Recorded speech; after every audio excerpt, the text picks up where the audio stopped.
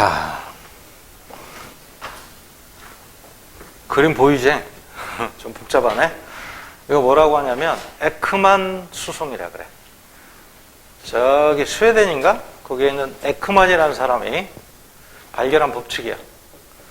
근데 에크만이라는 사람이 직접 실험을 한 건 아니고 난센이라는 북극 탐험가가 북극에 가가지고 빙하가 움직이는 방향을 관찰을 한번 해봤어. 바람이 이렇게 불고 있는데 빙하가 바람을 따라서 가는 게 아니라 바람과 45도 각도로 이동을 하더래. 빙하는 90%가 물에 잠겨있지 바람에 의해 이동하지는 않아. 빙하는 불과 10%라고 물의 흐름에 영향을 받는 거지. 그냥 가장 표층에 있는 물은 바람이 부는 방향대로 안 움직인다는 이야기야. 45도 방향으로 움직인다는 이야기야. 왜 이런 현상이 생기느냐? 바람이 일단 물을 끌고 가는 힘이 있어. 바람의 뭐 응력이라 그래. 이쪽으로 바람이 분다. 그럼 바람이 작용하는 힘이 이쪽이야. 바람에 의한 힘. 바람이라고 그냥 쓰자. 근데 뭐가 작용해? 전향력이 작용을 해. 전향력이 이쪽으로 이렇게 작용을 하니까 바람이 끌고 가는 힘과 전향력이 어떻게 돼? 합성이 되면서 어느 쪽으로 움직이냐면 45도 방향으로 이렇게 움직여. 이렇게 해서 45도 방향으로 움직이는 거야. 그러니까 난센이라는 사람이 북극 탐험하면서 빙하가 이쪽으로 움직이는 걸 보고 왜 그럴까 의아하게 생각했는데 에크만이라는 사람이 이 이야기를 듣고 이 사람이 관측한 자료를 토대로 해서 수학적으로 분석을 했어. 수학적인 방법으로 다 공식으로 표현을 했어. 고등학교 때는 수학 공식이 나오지는 않아. 근데 이렇게 해서 설명이 돼. 뭐 때문에? 전향력 때문에 그런 거야. 그래서 가장 표층에 있는 해수는 45도 방향으로 이동한다라는 거 알고 있어야 돼. 그러면 이 표층보다 약간 밑에 있는 또 물이 있겠지. 또 밑에 있는 물은 또 어떻게 될까? 표층에 있는 물이 45도 방향으로 끌고 가. 그런데 또 오른쪽 직각 방향으로 또 전향력이 또 작용을 해. 그러니까 저기 바로 표층 아래에 있는 요 물은 위층에 있는 요 물이 끌고 가는 힘 45도 방향으로 끌고 갔었지? 45도가 아니네. 45도 방향으로 끌고 갔었지? 근데 전향력이 또 이쪽으로 이렇게 또 작용을 해. 이렇게. 어때? 그럼 방향이 더 꺾이겠지? 이렇게 해서 좀 삐뚤어졌네. 방향이 더 삐뚤어진다고. 그리고 세기가 조금 줄어들어. 너무 크게 그렸다. 조금 줄일게. 이렇게. 다시. 자, 방향이 조금 더 오른쪽 방향으로 더 휘어져. 더 꺾이는 거야. 그리고 길이는 요 이동 속도보다 약간 줄어. 왜 줄겠어? 이제 바람의 힘이 100% 다 전달되는 게 아니지. 바람의 힘에 의해서 가장 표층에 있는 물이 이렇게 이동하고 이 표층에 있는 물의 흐름에 의해서 같이 끌려가는 거야. 그러니까 그 힘이 좀 줄어들겠지. 아무래도 바람이 끌고 가는 혹은 표층이 끌고 가는 힘이 좀 더 줄어들 거야. 전향력이 작용하면서 오른쪽 방향으로 더 꺾여. 그게 이거야. 이거.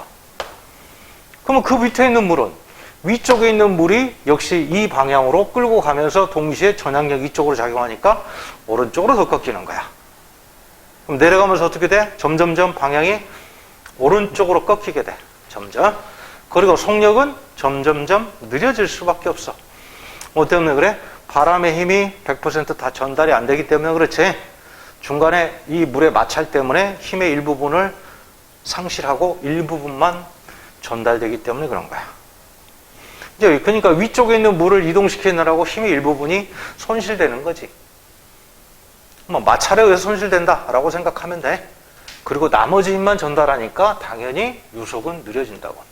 그렇게 계속 하다 보면 어느 순간에는 물이 표층에 있는 물하고 반대 방향으로 흐르는 깊이가 생겨. 신기하지? 바람은 이렇게 부는데 물은 거꾸로 이동해. 지구가 자전하기 때문에 그런 거야. 우주 공간에서 보면 같은 방향으로 가고 있어. 근데 지구 안에서 보니까 이렇게 보이는 거야. 지구 안에서 보니까. 우주 공간에서 보면 바람 방향으로 그냥 계속 가고 있다고. 그래서 요 표층에 있는 해수와 반대 방향으로 정반대쪽으로 이동하는 요 깊이까지를 뭐라고 하냐면 에크만층이라고 그래. 여기를. 에크만이라는 사람이 수학적인 물리적인 방식으로 공식으로 정확하게 유도를 다 했어. 깊이까지. 그래서 여기를 에크만의 깊이라 그래. 에크만 깊이. 에크만 층이라 그래, 여기까지를. 에크만 층, 또 다른 말로 뭐라고 하냐면 마찰층이라 그래. 에크만 층 혹은 마찰층. 그러니까 바람에 의한 마찰 때문에 끌려간다. 이동을 하는 층이라 그래. 이거를 만약에 맨 아래쪽에 빛을 이렇게 비춰가지고 이 화살표의 그림자를 만들어 보면 무슨 모양이 나와? 나선형 모양으로 빙빙빙빙빙빙 이렇게 도는 모양이 나와. 그래서 이걸 뭐라고 하냐면 에크만의 나선이라 그래. 에크만 나선. 보자. 자꾸 글자를 빼먹네.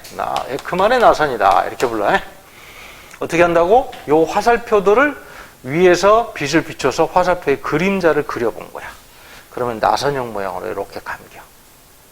에크만 나선이라 그래. 자, 근데 물은 각각 따로따로 이동하지는 않을 거야. 물 분자는 있잖아. 물 분자들끼리 응집력이 있어. 물 이렇게 묻혀가 이렇게 두면 딱 안 떨어지잖아. 왜냐면 물 분자는 극성을 띠기 때문에 다른 물질들하고 접착력이 우수해. 우수한 유체야. 응집력이라 그래. 이 응집력 때문에 이러한 흐름이 한꺼번에 몰려서 같이 이동을 하는 거야. 그래서 그 방향을 수학적인 방법으로 이 벡터를 다 적분을 시켜봤어. 수학적인 방법으로 다 벡터를 적분을 시켜봤더니 어느 쪽? 바람 부는 방향의 오른쪽 직각 방향으로 이동을 하더라라는 거지. 그래서 여기는 뭐라고 표현해놨어? 평균적인 표층 해수의 이동 방향이다. 그래서 여기도 표층이고 여기도 표면인데 표면과 표층의 차이는 뭐야? 말을 그렇게 표현한 거야. 여기서 표면 해수라고 했을 때는 여기는 최상층을 말하는 거고, 여기서 평균적인 표층 해수라고 했을 때는 이 화살표를 전부 다 더한 걸 말하는 거야. 더하면은 오른쪽 직각 방향으로 이렇게 이동하더라라는 거지. 이렇게 물이 오른쪽 직각 방향으로 이렇게 이동을 해. 이 오른쪽 직각 방향으로 이동하는 전체적인 이 흐름, 평균적인 해수의 이동을 뭐라고 하냐면 에크만 수송이라 그래. 에크만 수송 이렇게 적어. 자, 먼저 이해가 이렇게 되는 거야. 그래서 표층 해수는, 그래서 이렇게 표층 해수라고 하면 문제를 잘 읽어야 돼. 가장 최상층을 말하는 건지 아니면 전제를 다 합산한 건지 그걸 잘 봐야 돼. 그래서 평균적이란 말을 헷갈릴까 봐 평균적이란 말을 써줬다고. 어느 쪽? 바람 방향의 90도 직각 방향으로 어느 쪽? 오른쪽 직각 방향. 이렇게 돼. 자, 그러면 남반구에서 이 실험을 하면 어떻게 될까 그럼? 남반구의 에크만 수송은 어떻게 되겠어? 남반구의 에크만 수송은 왼쪽 직각 방향이야. 왼쪽 직각 방향이다. 직각 방향으로 물이 이동하는 거야. 왜? 남반구에 가면은 전향력의 진행 방향의 오른쪽으로 작용하는 게 아니지. 왼쪽으로 작용하잖아. 이렇게 왼쪽으로 이렇게 작용하니까, 그러면 표층에 있는 물은, 가장 최상층에 있는 물은 이쪽 방향으로 45도 방향으로 가겠지. 그 아래쪽에 있는 물은 점점점 왼쪽 방향으로 이렇게 나선형 모양으로 방향이 바뀌게 될 거야. 이해가지? 여기 에크만 수성이야. 이 에크만 수성이 굉장히 중요해. 그래서 고등학교 때는 그냥 바람 부는 방향으로 해수가 이동합니다 라고 하는데, 실제로는 해류가 만들어지는 과정이 간단하지가 않아. 북동무역풍을 따라서 북쪽도 해류가 흐르지? 그지? 그런데 그냥 바람 방향으로 그냥 해수가 간단하게 이동하는 게 아니야. 에크만 수송이 1차적으로 일어나고 그 다음에 2차적으로 또 해류가 만들어지는 거야. 자, 그 다음에 하나만 더 이야기해보자. 이 에크만 수송하고 큰 흐름인 해류하고는 무슨 관계냐? 얘는 큰 흐름, 지구 전체를 순환하는, 예를 들어서 쿠로시오 해류나 북쪽도 해류, 남쪽도 해류보다 규모가 작아. 짧은 거리에서 일어나는 거. 규모가 작다는 이야기는 거리가 짧다는 이야기야. 거리가 굉장히 짧아. 이거는 기껏해야 수 킬로미터, 많으면 길면 수십 킬로미터. 근데 보통 우리가 해류다, 쿠로시오 해류다, 북쪽도 남쪽도 해류다 이런 건 수천 킬로미터잖아. 그래서 그 해류하고 똑같이 동일시하면 안 돼. 해류보다는 상당히 짧은 흐름이다. 그렇게 기억을 하면 돼. 자, 그럼 이걸 이용해서 자, 이런 현상을 한번 설명을 해보자고. 자, 용승과 침강이라는 현상을 설명할 수 있어. 자, 용승이라는 게 뭐야? 용오름, 용승. 이거 뭔 뜻이지? 상승한다 이런 뜻이야. 용승이라는 거는 찬물이 밑에 있는 물이 이렇게 올라오는 현상을 용승이라고 하고, 반대말은 침강이야. 용승과 침강은 반대말이다 이렇게 생각하면 돼. 자, 그럼 어떤 경우에 용승이 일어나는 거 보자고. 여기서 바람이 북풍이 불었어. 이렇게 북풍이 불면 여기 바람이야. 북쪽에서 불어오니까 북풍이라고 하겠지. 그러면 에크만 수성은 어디로 일어나? 진행 방향을 바라보고 오른쪽 직각 방향이야. 우리가 봤을 때 오른쪽이 아니라 진행 방향, 바람이 부는 방향을 바라보고 있어야 돼. 이렇게. 그리고 오른쪽 직각 방향이니까 이쪽으로 해수가 이동하는 거야. 이렇게 해수의 이동이라고 써놓은 게 이게 바로 뭐다? 에크만 수송이야. 에크만 수송이 오른쪽 직각 방향으로 일어난다고. 그러면 이쪽으로 물이 이쪽으로 쏠리기 때문에 해수면이 여기가 높고 여기가 낮아. 그림에는 잘 표현하지 않았지. 근데 실제로 해수면은 이렇게 비스듬하게 생겼어. 그래서 여기는 해수면이 높고 여기는 해수면이 낮고 이렇게 돼. 그럼 여기는 물이 부족하잖아. 누군가 채워줘야 되겠지? 어디서? 밑에서 이렇게 올라오는 거야. 이렇게 찬물이. 찬물이 이렇게 올라오는 현상을 용승이라 그래. 용승. 그래서 바람이 이렇게 불면 해안가 주변에는 찬물이 올라오기 때문에 기온이 낮아. 그리고 여기는 기온이 상대적으로 더 높고 이렇게 돼. 그러면 찬물이 올라오면서 수온약층도 같이 올라와. 이렇게. 수온약층의 깊이가, 수온약층이 시작되는 깊이가 얕아져. 혼합층 두께는 얇아지고 이런 현상이 생긴다고. 자, 우리나라 같은 경우에 한여름철에 동해안 쪽에 이러한 용승 현상이 잘 나타나. 우리나라 같이 안 생겼네. 이렇게 돼. 자, 한여름철에 8월달이다. 그러면 우리나라는 무슨 바람이 불지? 남풍이 불잖아. 혹은 남동풍. 뭐 때문에? 북태평양 고기압의 영향으로. 북태평양 고기압 있잖아. 그럼 바람이 이렇게 불어오지? 이렇게? 그러면 에크만 수송이 어느 쪽으로 일어나겠어? 에크만 수송은 바람 부는 방향의 오른쪽 직각 방향으로 에크만 수송이 일어난다고. 그럼 이거하고 똑같은 현상이지. 요거는 남풍이야. 남풍. 그러면 이쪽으로 에크만 수송이 일어나고, 그러면 아까 요거 했던 거하고 똑같은 방식으로 여기에 물이 빈다고. 채워주기 위해서 밑에서 찬물이 올라와. 그럼 여기는 수온이, 요 부분은 수온이 낮고, 그리고 기온도 낮아져. 그래서 한여름철에 있잖아. 8월 중순에 서울지방은 36도, 7도 이런데 강릉, 동해안은 28도, 27도 이럴 때가 있어. 남풍이 지속적으로 며칠 동안 불면 이런 현상이 생겨. 실제로 일기에 보면 올해도 있었어. 8월 초에. 그런 현상이 생긴다고 해. 그래서 여기에서 뭐가 일어난다? 용승이 일어난다. 이런 현상이 생겨. 그럴 필요는 없어. 뒤에 가면 또 문제 나와. 자, 그러면 이제 용승의 반대말은 이제 침강이 될 거야. 만약에 바람이, 해안이 이렇게 있는데 서해안 지방이지. 바람이 만약에 이렇게 분다. 이렇게 불어버리면 어떻게 될까? 이렇게 불면. 이렇게 불면 에크만 수상이 거꾸로 오른쪽 직각 방향이면 해안 쪽으로 가버리지. 자, 해수의 이동 여기다 에크만 수송이라고 써. 에크만 수송이 해안 쪽으로 일어나 버리니까 이쪽에 물이 쏠려. 그러면 해수면이 이쪽이 높아. 이렇게 높은 상태가 돼. 여기는 높고 여기는 낮고 그래. 그럼 여기는 물이 많이 쌓이니까 어때? 누르겠지? 눌러서 아래쪽으로 침강하는 해수가 생기는 거야. 그래서 요거는 연안 침강이라고 하고, 이건 연안 용승. 자, 명칭을 붙이자. 해안가에서 이렇게 일어나는 현상을 연안 용승이다. 연안이란 말은 해안가다 이런 말이야. 여기도 연안 침강 그래.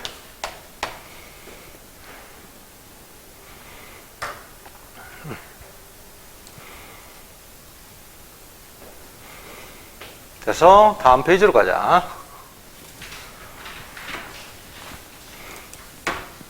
적도 용승이라는 게 있어.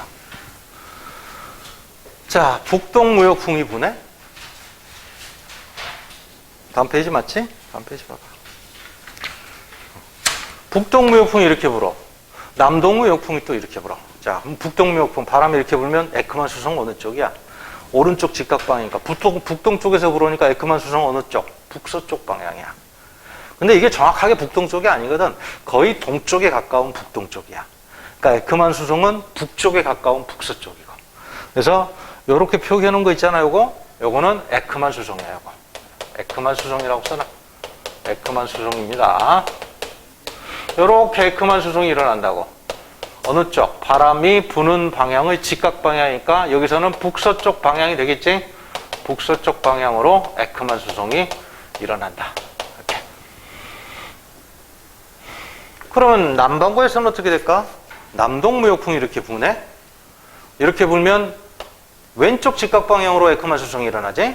그러면 남동쪽에서 불어오면 에크만 수송은 남서쪽 방향으로 에크만 수송이 일어나. 거의 남쪽에 가까운 서쪽이야. 그래서 에크만 수송이 얘는 왼쪽 직각 방향으로 일어나기 때문에 남서쪽 방향으로 에크만 수송이 일어난다. 이렇게 이해를 하면 돼. 남반구니까 왼쪽 직각 방향, 북반구니까 오른쪽 직각 방향. 그러면 물이 이렇게 퍼져나간다는 이야기지. 그럼 여기 있는 물이 빠져나가. 하나는 이쪽으로, 하나는 이쪽으로.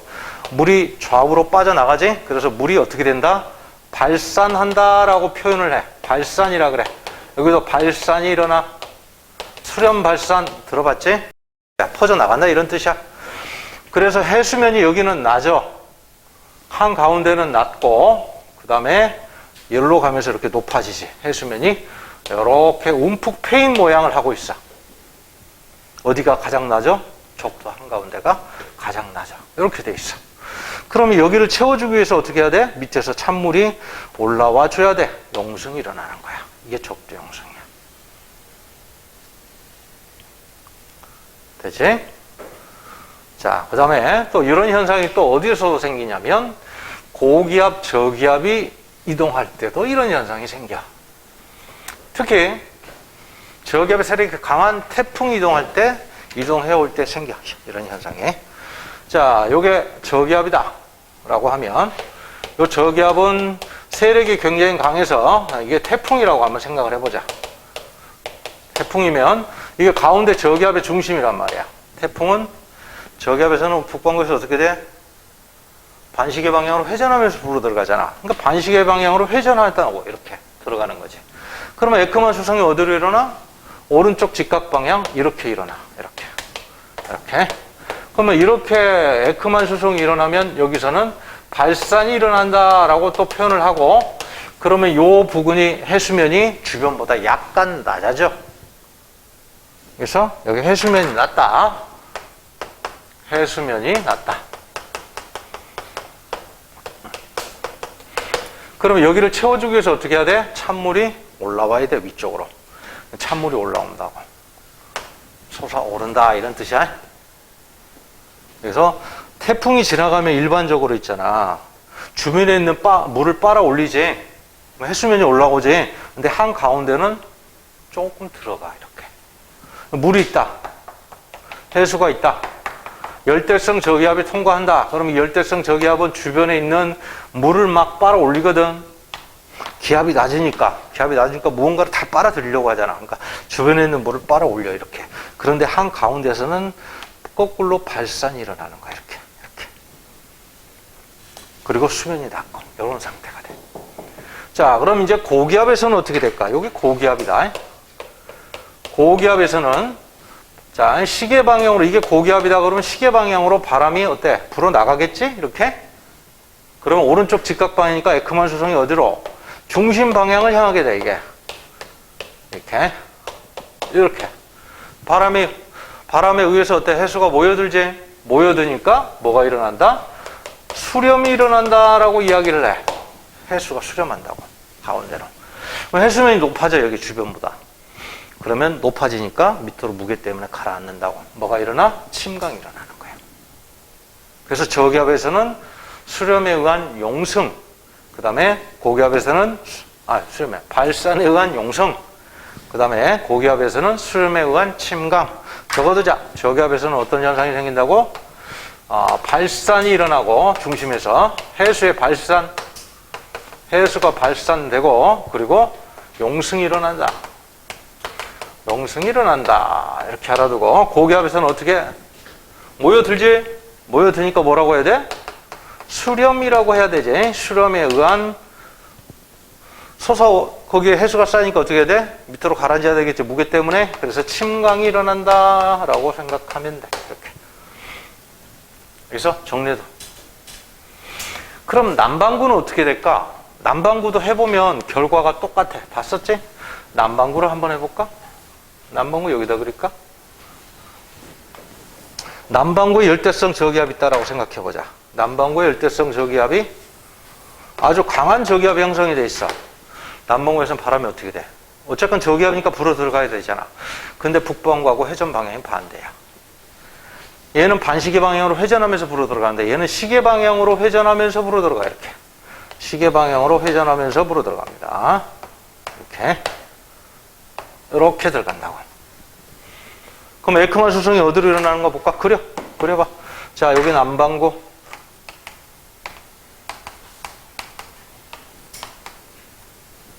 그려봐.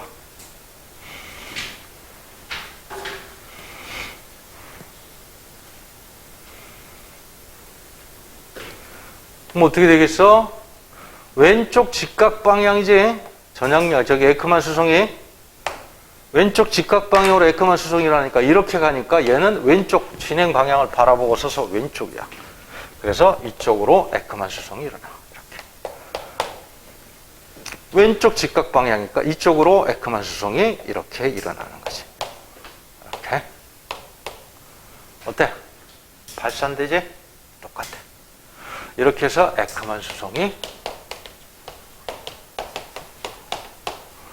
생긴다. 이거 똑같은 현상이 생긴다는 거지. 북반구든 남반구든 똑같다. 이렇게 생각하면 돼. 그 다음에 조금만 더 보자고. 여기 고기압도 해보면 똑같이 나와. 고기압은 나중에 여러분들 해봐. 그 다음에 전 세계 주요 용승 지역을 한번 보자고. 전 세계에서 용승이 일어나는데 일단 적도 지역, 여기. 요런데 용승이 잘 나타나. 그 다음에 서해안 지방에 주로 용승이 일어나. 동해안에도 용승이 일어나는데 동해안의 용승은 좀 소규모로 일어나서 표기를 안 했어. 자, 이거는 무슨 용승? 적도 용승. 무슨 바람에 의해서? 북동무역풍, 남동무역풍에 의해서 적도 용승이 일어나는 거지. 표기를 해보면 에크만 수성이 이렇게 일어나는 거지. 이쪽으로 이렇게 일어나니까 여기가 비겠지. 물이 채워주기 위해서 용승이 일어나는 거야. 그러면 캘리포니아 연안은 이거 치우자 이제. 캘리포니아 연안에 용승이 일어난대. 그러면 무슨 바람이 불어야 돼? 북풍이 불어야 돼? 남풍이 불어야 돼? 창이? 여기 용승이 일어나려면 북풍이 불어야 돼? 남풍이 불어야 돼? 정신 차려. 응? 에크만 수성이 오른쪽으로 일어나니까 어디서 바람이 불어와야 돼? 아니, 어디서 불어와야 돼, 바람이? 북쪽에서 불어와야지. 이렇게 바람이 불잖아. 응? 이렇게 바람이 불면 에크만 수성이 어디로 일어나? 이쪽으로 에크만 수성이 일어나잖아. 응? 그러면 여기 물이 빠지니까 여기를 채워주기 위해서 찬물이 올라오겠지? 그럼 무슨 바람이라 그래야 돼, 이거? 북풍이라 그래야 되잖아, 북풍. 그래서 저기 차려. 그러면 여기는 남반구는 어떻게 해야 돼? 여기는 무슨 바람이 불어야 돼? 남풍이 불어야지. 남풍. 이렇게. 남풍이 이렇게 불면 남반구는 에크만 수성이 어느 쪽으로 일어난다? 왼쪽 직각 방향으로 이렇게 일어난다.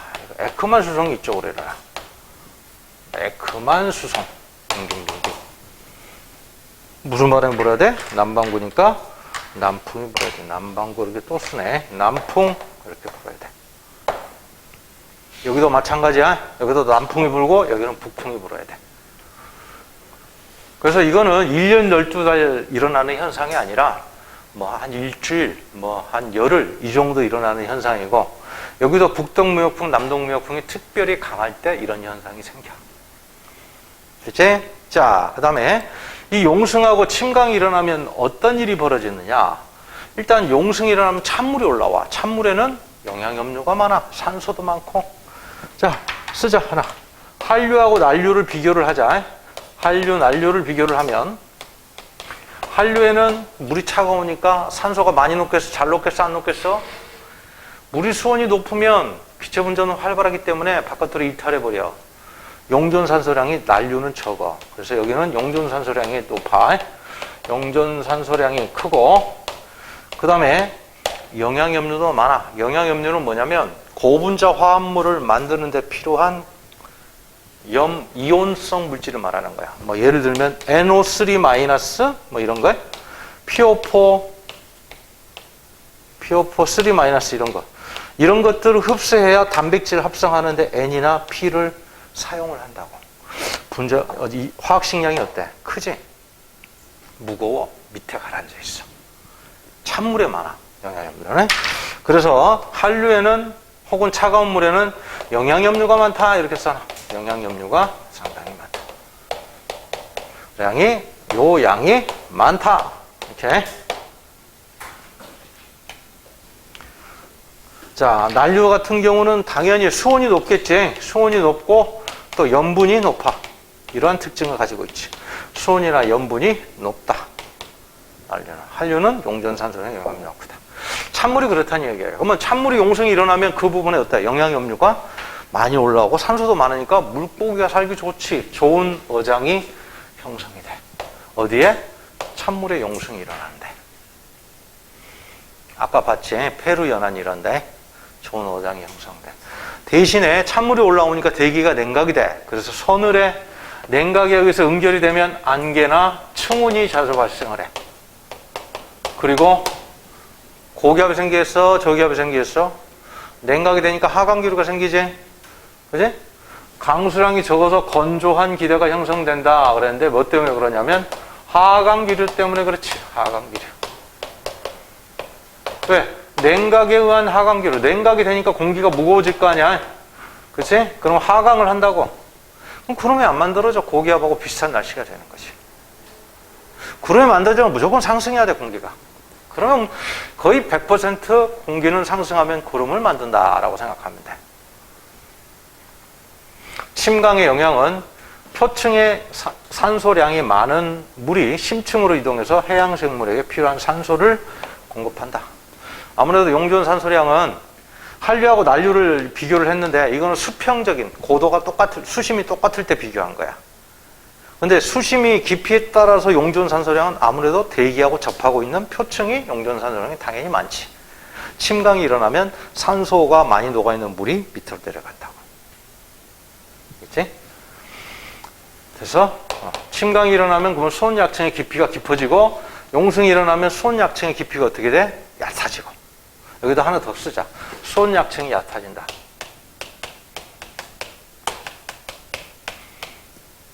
얕아진다. 이렇게 쓰자고. 하나 더 쓰자고. 이렇게.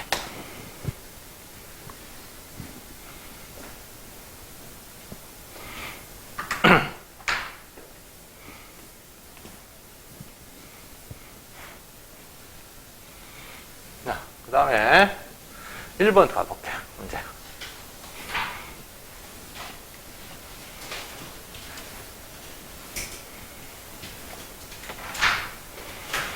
자, 1번 뭐라 그랬냐면 바람이 이렇게 불었을 때 온도가 어떻게 되겠느냐라고 물어봤어. 그리고 여기에서 나타날 수 있는 기상현상이나 어떤 변화가 뭐가 있겠느냐라고 물어봤어.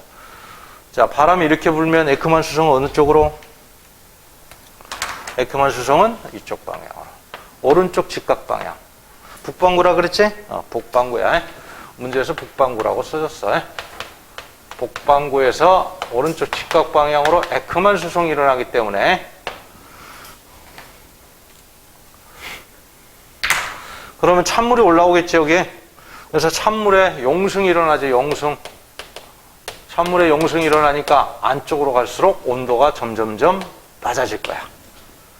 그러면 찬물하고 접하고 있는 이 부분이 냉각이 되고, 냉각이 되면 안개나 충운형의 구름이 만들어질 수 있지. 냉각에 의한 안개가 형성이 된다.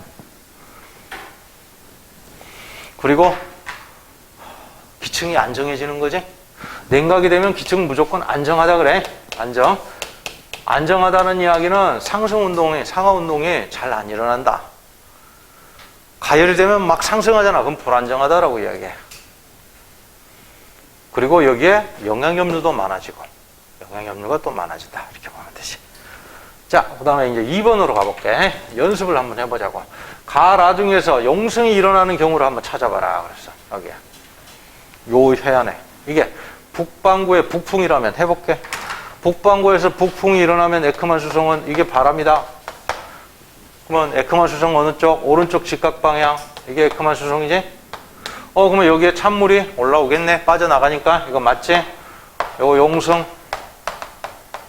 그럼 남풍이 불면 어떻게 돼? 바람이 이렇게 불면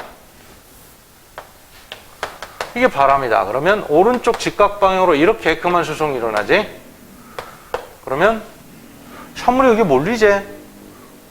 수면이 높아지지? 무거우니까 밑으로 내려간다고. 침강이 일어나지, 요거는. 침강. 자, 그 다음에 남반구라면 연습을 해봐. 남반구에서 북풍이 분다. 남반구인데 북풍. 북쪽에서 바람이 불어온다 이 말이야. 이렇게 북풍이 분다 그러면 바람이 이렇게 분다 그러면 어느 쪽으로 해수가 이동을 해? 남반구야. 왼쪽 직각이야. 그러니까 해수가 이렇게 이동을 해. 이렇게 그만 수성이 되지. 그러니까 이때는 침강이 일어나지. 침강. 이때는 반대로 용승이 되겠지. 이렇게 문제를 푸는 거야. 그래서 자, 넘겨서 1번.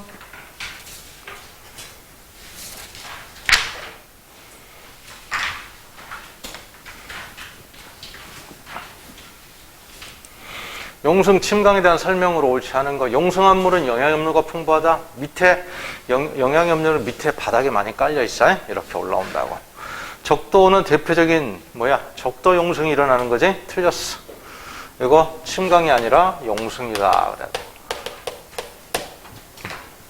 용승은 심층의 찬물이 위로 올라오는 현상이다. 맞네. 태풍이 중심에 지나가는 해역에서도 용승이 일어난다. 맞지? 용승 해역의 대기는 안정하기 때문에 안개가 자주 발생한다.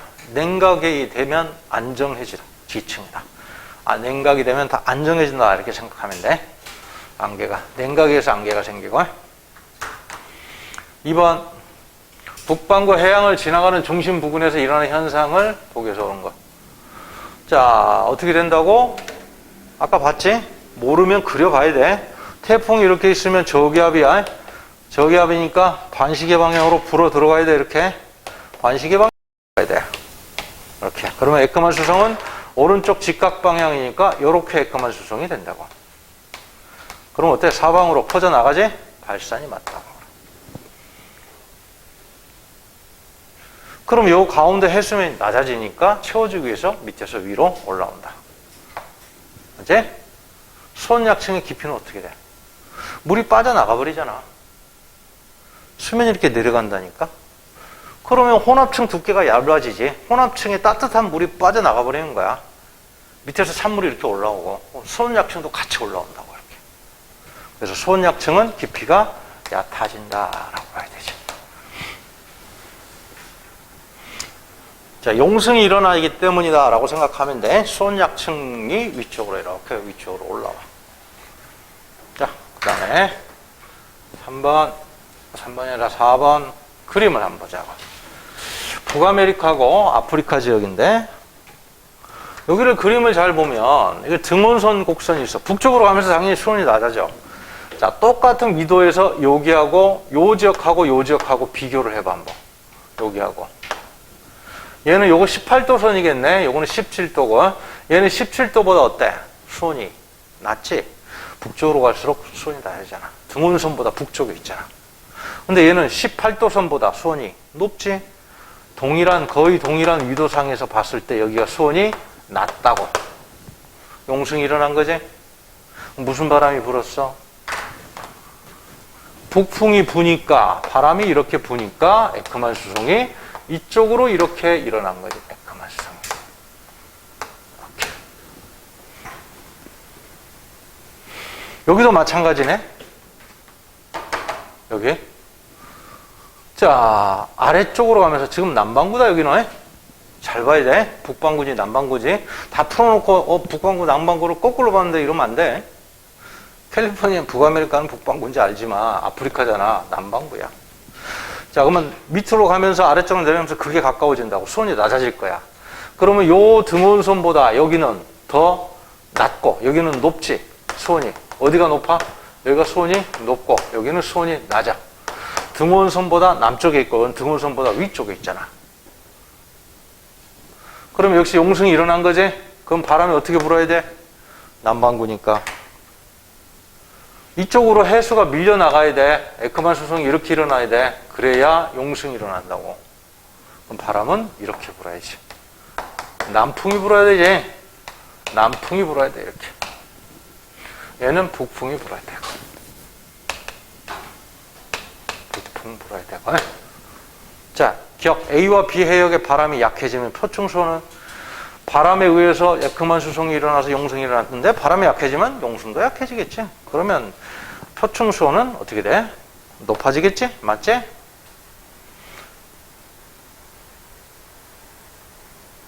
그래서 니은 A 해역의 표층 해수는 먼바다 쪽으로 이동했다. 맞지?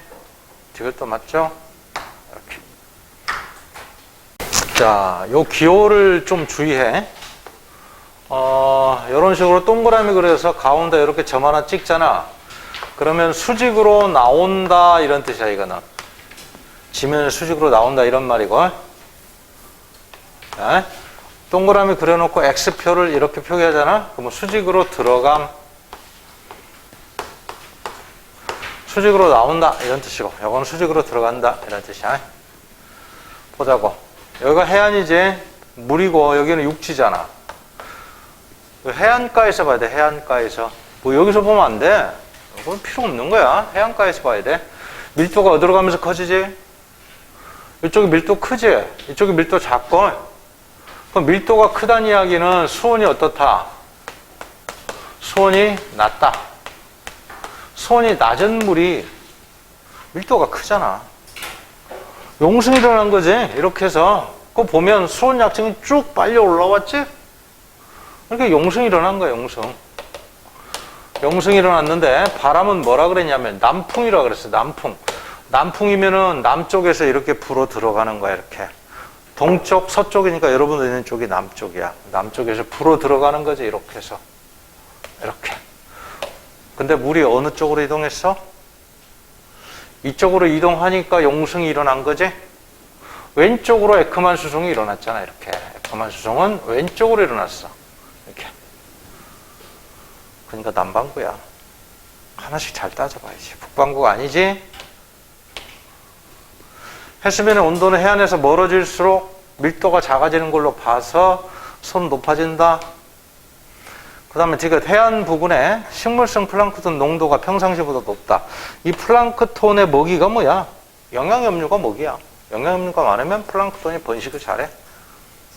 얘들이 동화작용하는 데 필요한 물질이 영양염료라고. 어떻게 푸는지 알겠지? 자, 그 다음 거 7번 똑같은 문제야. 비슷한 유형의 문제. 16도, 12도, 8도 해안가에서 어디로 가면서 수온이 높아?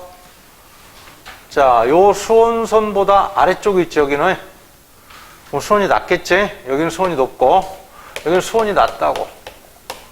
수온이 낮다. 그러면 찬물에 용승이 이렇게 일어난 거야. 용승이 일어나니까 등온선도 같이 쭉 빨려 올라간 거야. 이렇게 머릿속으로 그렇게 생각을 해야지. 용승이 일어났고, 그러면 에크만 수송은 이쪽으로 에크만 수송이 일어났다라는 거 알 수가 있지. 왼쪽으로. 그래서 남풍이 불었다고 또 이야기하고 있어. 그러니까 바람은 지금 어느 방향? 들어가는 방향이야. 남쪽에서 불어온 거야. 이렇게. 왼쪽으로 이동했으니까 남반구. 표층에서 이동 방향은 서쪽. 그 다음에 찬물이 올라오니까 안개가 자주 발생한다. 이렇게 푸는 거지. 그 다음에 보자. 8번. 자, 이거 발산이 일어났네. 이제 어느 정도 암기해야 돼. 요게 발산. 퍼져나갔으니까 발산이 일어났고, 이거는 모여들었지? 수렴이 일어난 거지? 네? 북반구든 남반구든 아까 해보니까 똑같았지? 발산이 일어나는 곳은 이거는 뭐, 저기압이지. 북반구 같은 경우는 바람이 반시계 방향으로 불어 들어가니까 에크만 수송이 이렇게 일어난 거지? 에크만 수송이 불어 들어가니까 이렇게 이렇게 불어 들어가니까 에크만 수송이 이렇게 일어나는 거야. 여기도 바람이 이렇게 불어 들어가니까 이렇게 에크만 수송이 일어나는 거고, 이 에크만 수송 방향이 이쪽이라고 이렇게. 그러면 요거는 고기압일 때겠지? 남반구도 해보면 똑같아. 가의 중심부는 저기압이다. 맞지? 발산이 일어나니까 밑에서 올라와 줘야지. 맞지? 가는 용성, 나는 침강.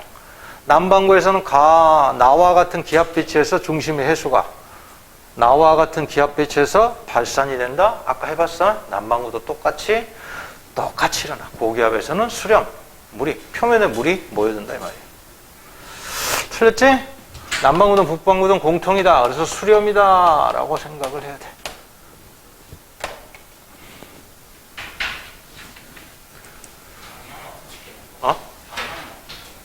어디다?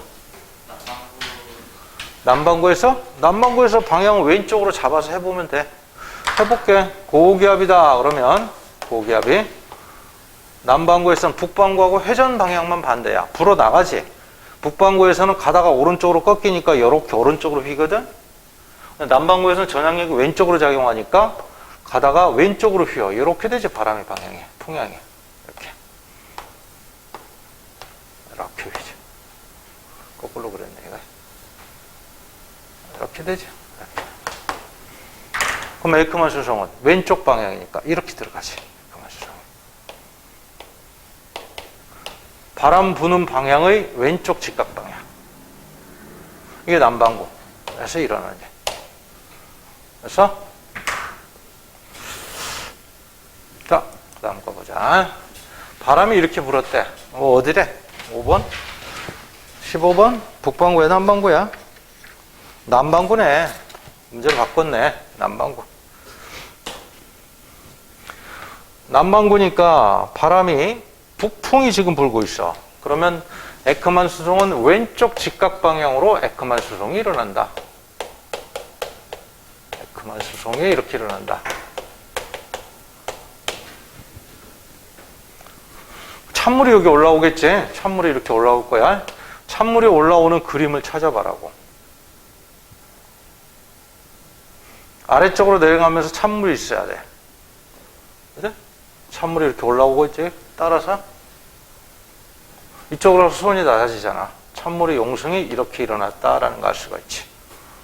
요거는 아예 온도가 자체가 잘못됐지. 밑으로 내려가면서 온도가 수온이 높아지면 안 되지. 찬물은 밑에 있어야 돼. 무조건. 수심이 깊은 곳에 찬물이 있어야 돼. 요거는 반대, 이거는 이쪽으로 가서 온도가 높아져 버렸으니까 안 되지. 그래서 요게 되지. 2번. 잘 보라고. 이렇게 보면 쉬운데 또 찾아라 그러면 헷갈려. 자, 그 다음에 3번으로 가볼게. 어떻게 된 거야? 여기서 이쪽으로 가면서 수온이? 자, 여기는 20도씨보다 높지? 여기는 16도씨보다 낮지? 이렇게 된다고. 18도씨보다 낮지? 수온이 높은 거야. 그러니까 이렇게 침강이, 해수가 이쪽으로 올려서 이렇게 침강이 일어난 거야. 그러면 에크만 수송이 이쪽으로 일어났고, 에크만 수송이. 그 다음에 아래쪽으로 물이 내려가는 침강 현상이 생긴 거지. 침강 현상이 아래쪽으로 생겨서 따뜻한 물이 아래쪽으로 미치고 확장이 돼 있다고. 아까하고 반대지. 북반구라 그랬어. 북반구. 그럼 이쪽으로 에크만 수송이 일어나려면, 자, 이쪽으로 에크만 수송이 일어나는데 바람은 이렇게 불어야 돼. 북쪽에서 불어와야 되겠지? 여러분들 향해서 나가는 방향. 그러니까 이건 무슨 바람이야? 잘못 표기했네. 오른쪽 맞네. 오른쪽 직각 방향이니까 이거 무슨 바람이야? 북풍이지, 북풍? 북풍이 불어야 돼, 이렇게. 북풍이 이렇게 부니까 에크만 수송이 오른쪽. 그러면 침강이 이렇게 일어나지. 맞아? 표수가 해안 쪽으로 이동했지. 남풍이 아니지. 서늘한 날씨는 용승이 일어날 때 나타나는 현상. 자, 그 다음에 5번.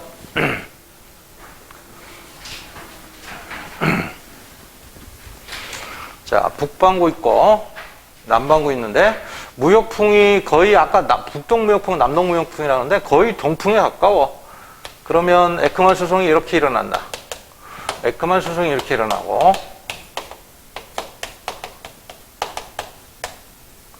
그러면 이쪽으로 얘도 에크만 수송이, 이쪽으로 에크만 수송이 일어난다. 그럼 여기는 뭐가 된다? 용승이 일어나는 지역이지, 여기 이렇게 해서 용승이 일어난다.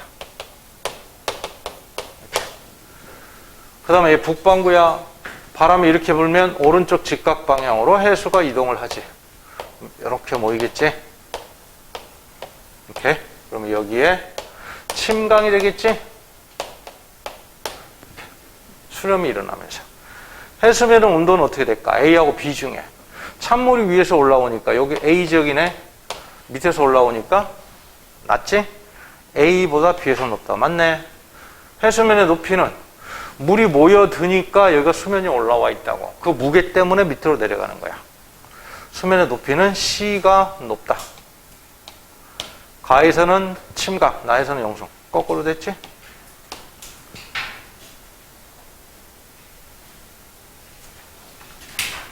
연습 문제 뒤쪽에. 그 다음에 9번.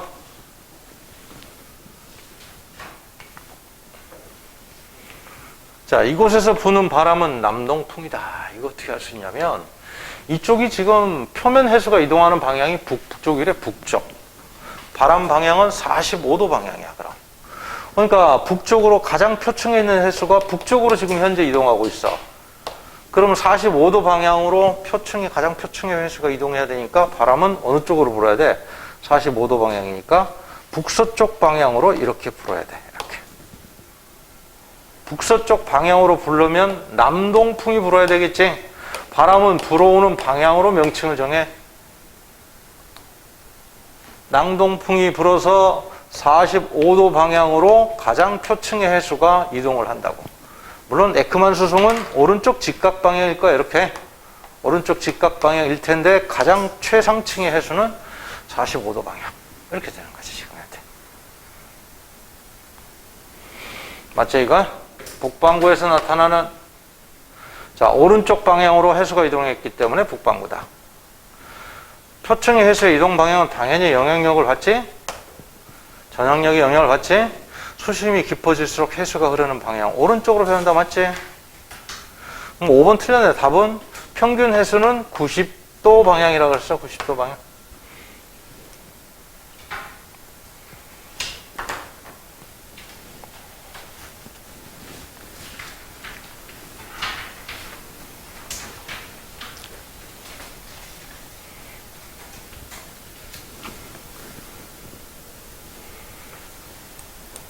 (11번) 똑같은 거네. 북반구에서 나타나는 현상이다. 전향력 때문에 오른쪽으로 방이 꺾이는 거는 자전에 의한 현상이지. 그래? 뭐 이거 쉽네. 내가 쉬운 걸 왜 했지? 40 평균적인 그랬으니까 이건 뭐야? 90도라 그래야지. 90도. 가장 최상층만 45도. 90도. 자, 다음 거 한번 보자고. 엘니뇨와 라니냐에 대해서 볼게요.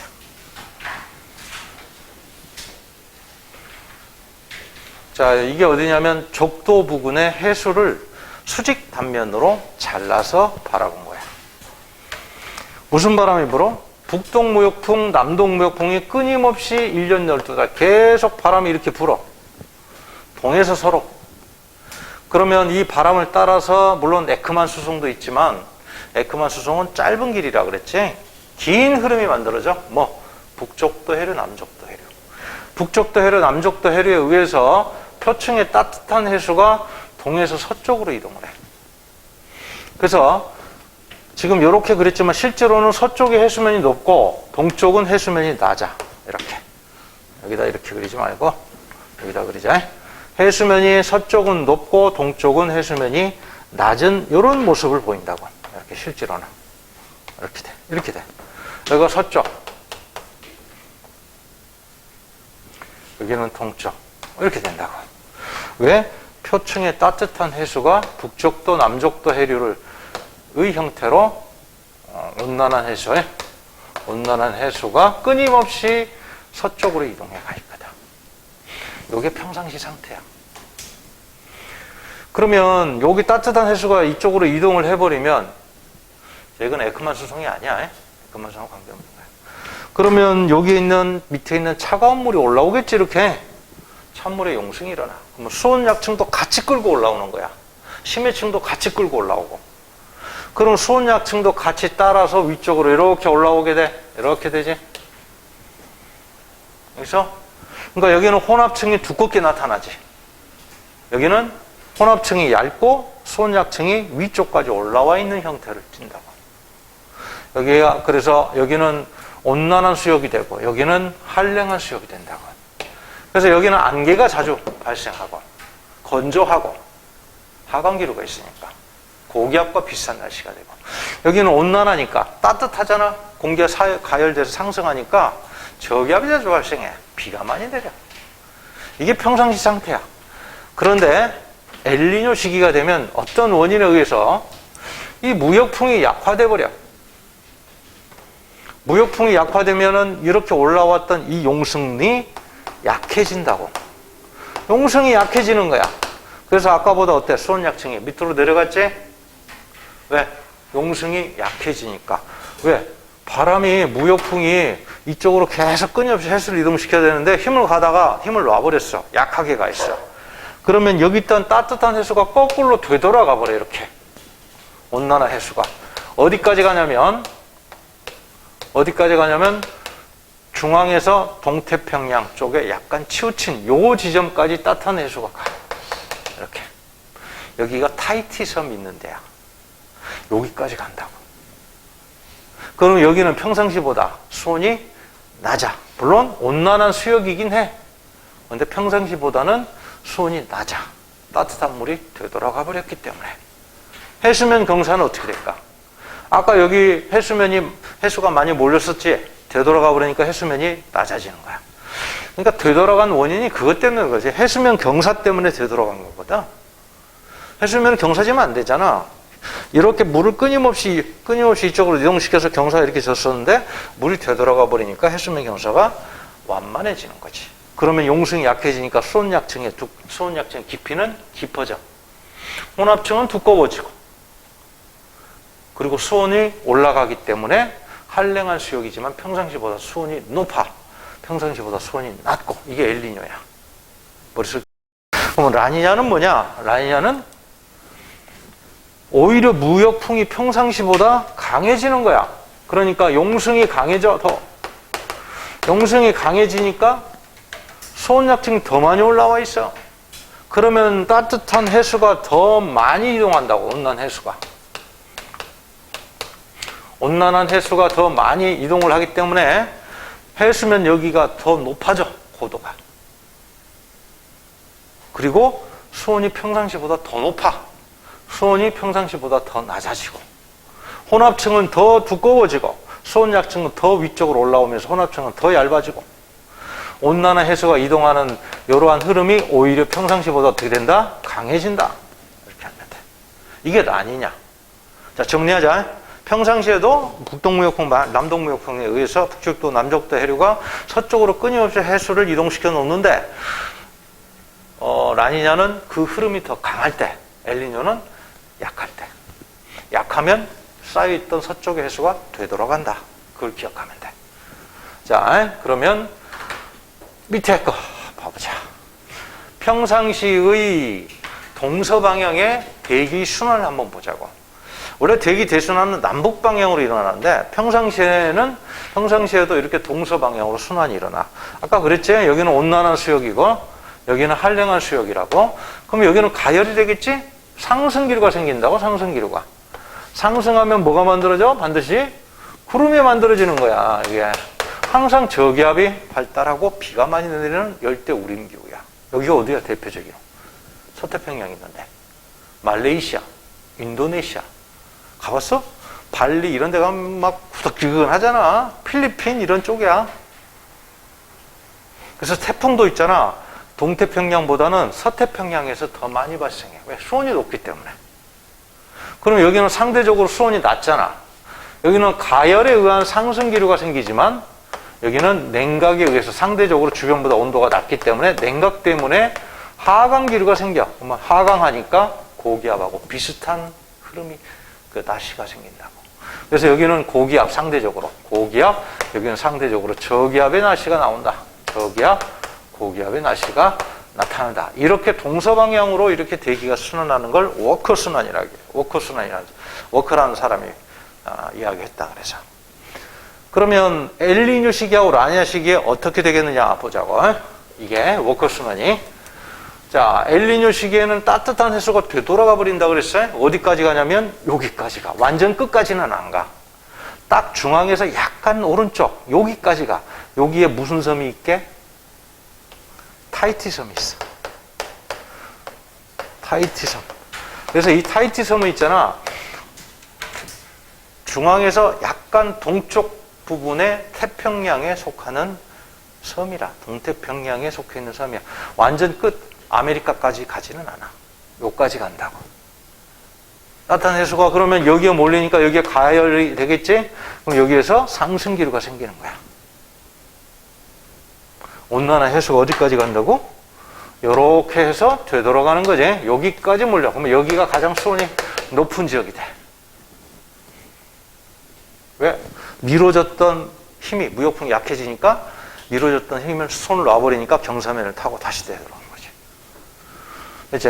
자, 그러면 이제 여기는 구름이 만들어지겠지. 상승 기류가 생기니까. 생전 비가 안 내리던 지역에 갑자기 막 비가 쏟아지네. 그리고 여기는 하강 기류가 생기겠지. 평상시에 비가 많이 왔었는데 어때? 여기는 고기압이 형성이 되지. 비가 안 내려. 갑자기 막 1년 12달 비가 안 내리는 이런 현상이 생긴다고.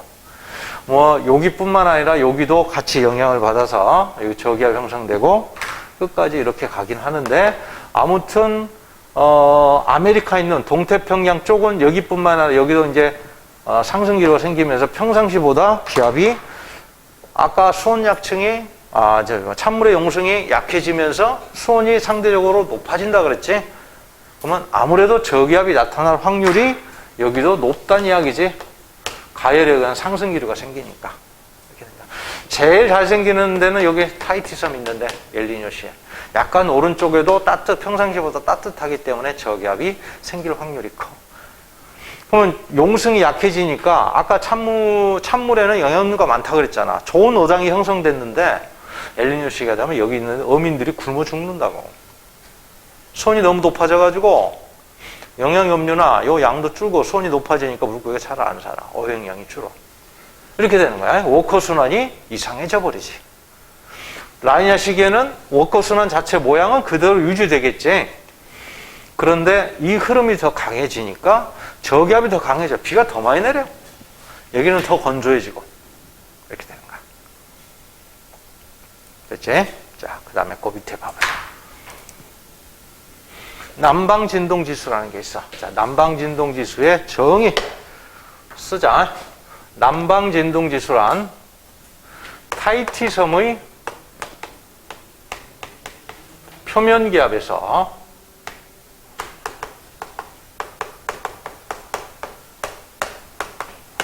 빼기 다윈 지방의 표면기압. 다윈의 표면기압을 뺀 값을 남방진동지수라 그래. 남방진동지수의 정의야. 왜 하필이면 타히티 섬이라고 했을까? 아까 엘니뇨 시에 따뜻한 해수가 몰리는 지역이지. 동태평양을 지칭하는 거지. 따뜻한 해수가 몰리는 동태평양의 한 지점을 지칭하는 거야. 다윈은 어디냐면 서태평양, 호주에 있는 데야. 여기는 서태평양이 되는 거지.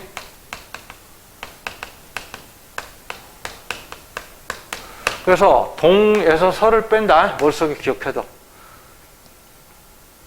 동에서 서를 빼는 거야. 자, 그러면 딱 보자. 엘니뇨 시기 아까 여기에서 요거 정도에서 뭐가 생겼어? 저기압이 생겼지? 평상시보다 기압이 낮아지지, 여기 엘니뇨 시에.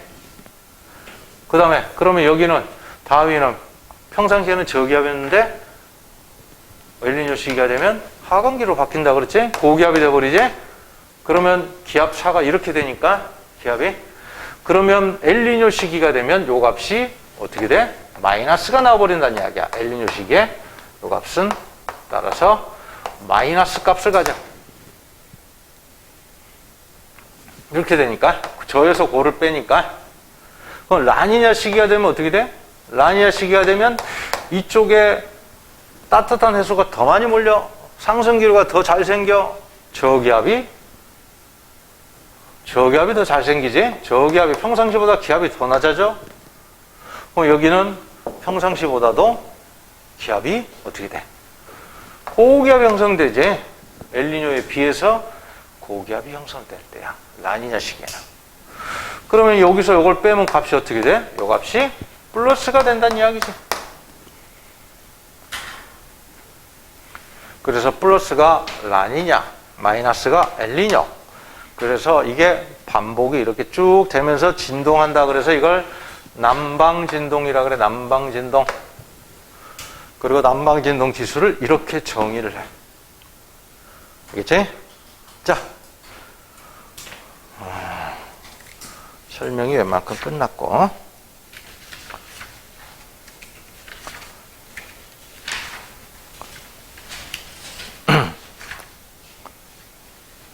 2번에 한번 봐볼까? 2번에 사진이 흑백으로 나와버려가지고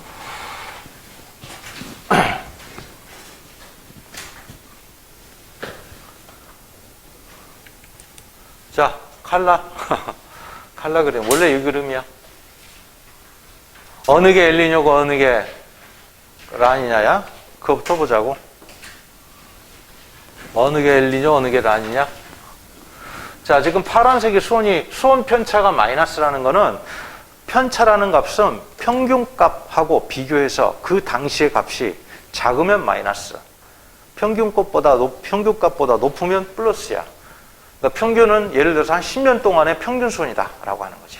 근데 그 당시의 수온이 여기가 보면 마이너스가 나오지. 이거 동태평양, 서태평양이야. 이거 W라 그래가지고 서쪽이 아니야. 이거 경도를 나타내는 값이야. 영국의 그린시 천문대를 기준으로 한 경도야. 동태평양, 서태평양. 근데 동태평양 수온이 낮네, 평상시보다. 그러니까 따뜻한 해수가 더 많이 이동했다는 거지. 이건 뭐야? 라니냐죠, 라니냐? 이거는 따뜻한, 평상시보다 수온이 많이 높아졌지. 이쪽으로 따뜻한 해수가 되돌아갔다는 거니까 엘니뇨. 그러면 나와 같은 시기에 동태평양 적도 해역에서 수온과 강수량, 대기의 대순환의 어떤 변화를 한번 이야기해 보자고. 나와 같은 시기는 엘니뇨 시기에 그러면 여기 따뜻한 해수가 몰리니까 여기 저기압이 형성이 되죠. 가열이 돼서 상승 기류가 생기니까 비가 많이 내린다. 대기가 불안정해진다. 그 다음에 수온이 올라가면서 어획량이 줄어든다. 이렇게 하면 되지. 강수량은 많아지고.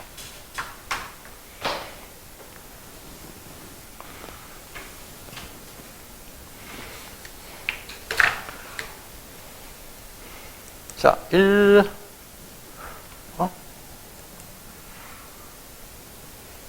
3번이 먼저 나오지? 자, 1번 먼저 보자. 아, 3번 밑에 있구나. 밑에 있는 3번. 그래. 밑에 있는 3번 볼게. 그림을 딱 보고 알아야지. 수온약층이 여기 위쪽으로 많이 올라왔네? 농수인 강하다는 이야기지? 그럼 바람이 강해서 이쪽으로 따뜻한 해수가 이동하니까 찬물도 많이 올라온 거지. 라니냐야? 수온약층의 경사를 비교를 해봐라 그랬어.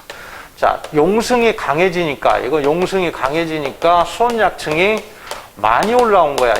이건 용승이 약한 거지. 그러니까 수온약층이 많이 못 올라왔지. 경사가 급하고 완만하고. 지금은 그림으로 그려주지만 그냥 말로 낸다고. 그럼 일일이 아까 그 그림을 생각해서 답을 찾아내야 돼. 익숙하게 해야 돼. 지구과학은 내용이 잡다한 내용이 많잖아. 이해 가는 즉시 막 외워야 돼. 이해도 안 가는데 외우면 안 되고. 지구과학은 이해도 해야 되지만 이해를 한 다음에는 반드시 암기해야 돼. 주어진 시간 내에 문제를 다 못 풀어, 모의고사 문제를.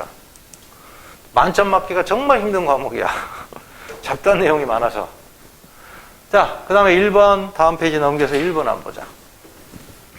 자, 어느 게 엘니뇨고 어느 게 라니냐인지를 한번 보자고, 먼저. 1번, 2번. 자, 어느 게 엘니뇨야? 이거 뭐라고 썼냐면, 평균 수온이래, 그냥. 평균 수온. 값이 보여? 22, 23, 24, 25, 28, 29, 30까지 올라갔네. 서쪽으로 하면서 수온이 봐봐. 거의 10도씨가량 차이가 나지. 많이 차이 나지.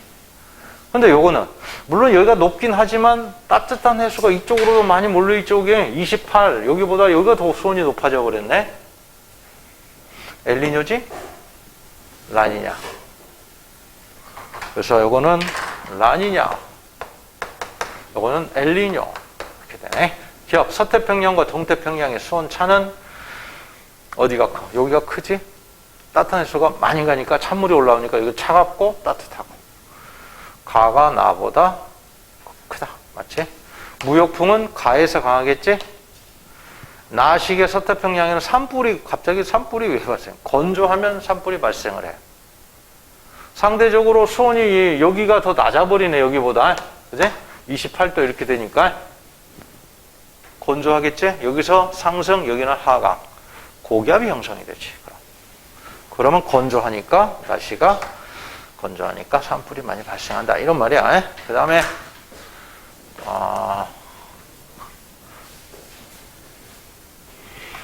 각각 어느 식인가 보자. 3번, 4번 보려고.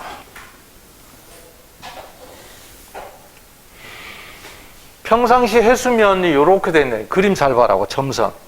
보면은 서쪽이 높게 그려놨지, 이렇게.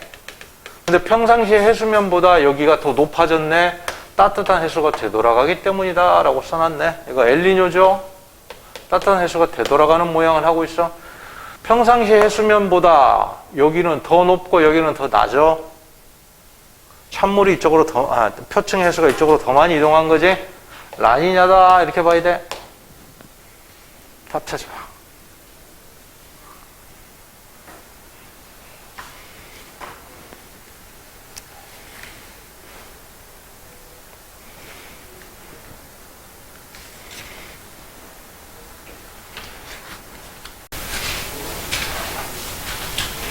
칠 번이 아니네? 몇 번이었지? 아까 7번까지 했지? 7번까지 했나? 4번까지 했나? 7번이 할 차례네? 위치를 잘 봐야 돼. 페루 그랬어, 페루. 페루면 어디야? 동태평양이지. 동태평양 지역에 뭐라 그랬냐면 수온 편차 그랬어. 측정 수온에서 평균 수온. 평균치 수온에서를 계산을 한 다음에 그 당시의 수온에서 값을 빼야 돼. 플러스가 나오면 평상시보다 수온이 높다는 이야기야. 마이너스가 나오면 낮다는 이야기고. 그러면 동태평양의 평상시의 수온이 플러스니까 높다는 이야기지. 거기에 따뜻한 해수가 평상시보다 많이 몰렸다는 이야기지. 엘니뇨지? 아까 난방진동지수하고 부가 반대지. 뭐가 부가 반대 이러지 말고 난방진동지수의 정의를 외워야 돼. 동태평양의 표면기압에서 서태평양 표면기압 뺀다. 이게 난방진동지수다. 이건 난방진동지수가 아니야. 이것도 난방진동은 해. 이게 진동을 하긴 하는데 난방진동지수는 아니야. 요거는 그러면 라니냐가 되겠네. A식에 엘니뇨가 발생했다. 틀렸지? B식에는 페루에서 홍수가 잦았을 것이다. 건조한 기후지. 평상시보다 수온이 낮으니까 고기압이 형성되겠지. 냉각이 돼서 하강기류가 생기니까. 무역풍은 A시기보다 B시기에 강했다. 라니냐니까. 또 틀릴 거야. 자, 그 다음에 8번. 여기 관측 해역에 따뜻한 해수의 부피 편차를 나타냈어. 여기에 따뜻한 해수가 많이 몰리면 부피 편차가 플러스, 적으면 마이너스. 많이 몰렸으니까 이거 엘니뇨겠죠? 이거는 라니냐겠죠? 이렇게. 그러면 A시기에는 무역풍이 약하다. 맞지? 그 다음에 A시기의 페루 연안의 강수량이 상대적으로 많아진다. 따뜻한 해수가 이쪽에 몰리니까 저기압이 이 부근에서 형성돼서 비가 많이 내리겠지. B시기의 서태평양, 동태평양 기압 분포는 A시기와 반대일 것이다. 이거 맞나? 그러면 B시기는 라니냐잖아. A시기는 엘니뇨가. 그 동태평양, 서태평양이 평상시에는 여기에 고기압, 라니냐 때도 여기 고기압이 아니라 저기압, 고기압이지. 평상시나 라니냐 시기에. 엘니뇨 시기에는 여기가 고기압, 여기는 저기압. 반대지? 이렇게 반대다 이 말이지.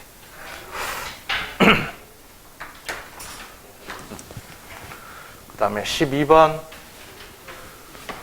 12번에는 뭘 물어봤냐면, 자, 해수면의 온도, 열대 태평양에 지금 여기 서태평양으로 써졌고 동태평양으로 써졌어.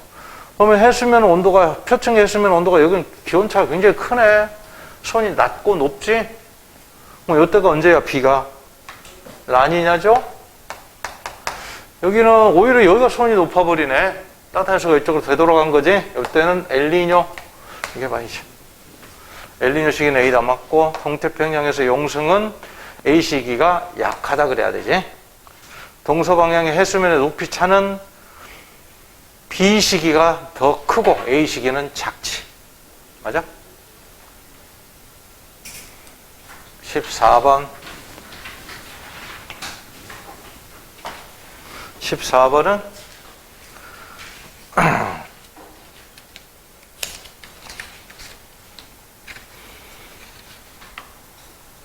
어디라 그랬냐면 다윈 지방과 타히티 섬에서 관측한 기압의 편차를 나타낸 거다 그랬네. 기압의 편차. 자, 다윈은 동태평양, 동태평양이고, 타히티 섬은 동태평양이 서태평양. 여기는 동태평양이야. 그러면 다윈 지방이 여기가 기압 편차가 플러스가 된다는 이야기야. 평상시보다 기압이 높다는 이야기야. 평상시에는 여기 저기압이 생기지. 근데 고기압이 형성됐다는 이야기거든. 이제? 그럼 A 시기는 어떻게 돼? 여기가 엘니뇨 라니냐야? 평상시보다 서태평양의 기압이 높아졌어. 따뜻한 해수가 여기 가니까 여기서 상승기류가 생기니까 그럼 이렇게 해서 하강기류가 생기는 거 아니야? 이렇게 해서. 그래서 고기압이 된 거잖아. 이렇게 가는 거잖아, 지금. 이게 엘니뇨잖아. 이게. 그러면 여기는 엘니뇨 시기다. 타히티 섬은 평상시보다 기압이 낮아졌다는 이야기지. 평상시에 저기압이 안 생겼는데 저기압이 생겨버린 거야. 엘니뇨지. 다윈 지방은 상승기류가 강했다. 하강기류죠. 니은 동태평양의 강수량이 감소했다. 동태평양이 이쪽 강수량은 증가했다라고 맞지. 페루 연안의 용승이 약화됐다. 엘니뇨니까.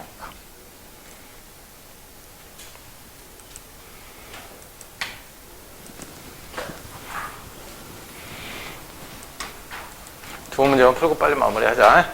17번 엘니뇨 라니냐 시기에 적도 해역에서 수온약층이 나타나기 시작하는 깊이 편차. 말이 좀 복잡하네. 수온약층이 나타나는 깊이가 얕다는 이야기는 수온약층이 많이 올라왔다는 이야기야. 이렇게 얕으니까 많이 올라온 거야. 여기는 깊이가 플러스야. 그러면 수온약층까지 깊이가 깊다는 이야기지. 용승이 약하니까 못 올라온 거지. 수온약층이. 그지? 용승이 약화된 거야. 평상시보다 수온약층이 나타나는 깊이가 얕다는 이야기야. 따뜻한 해수가 되돌아가 버리니까 혼합층이 얇아진 거지. 뭐야 이거 엘니뇨지? 어떻게 하는 건지 알겠어? 편차라. 항상 제시하는 게 편차거든. 여기가 낮고 여기가 높다는 이야기가 아니라 평상시보다 수온약층이 더 깊이 들어가 있어. 용승이 잘 안 된 거야. 못 올라온 거야 수온약층이. 여기는 평상시보다 내려가 있어. 따뜻한 해수가 어때? 평상시보다 수온약층이 나타나는 깊이가 얕단 말이야. 따뜻한 해수가 되돌아가 버리니까 얕게 된다고. 혼합층이 얇아진 거지, 이쪽은. 그래서 엘니뇨다. 평년에 비해 동태평양의 적도 해역에서 혼합층 두께는 어떻게 돼? 수온약층이 나타나는 깊이가 깊다는 이야기는 밑으로 내려가 있으니까 혼합층은 상대적으로 두껍겠지. 이렇게. 평년에 비해 동태평양 적도 해역에서 표층 수온은 어떻게 된다? 높게 나타난다. 맞지? 마지막 14번.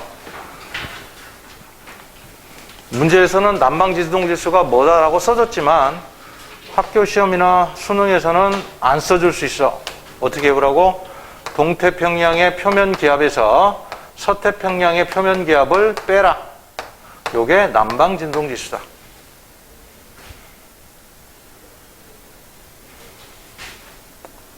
딱 여기 보면 상승기류가 있는 데가 타히티. 딱 여기네. 엘니뇨지, 요건? 엘니뇨.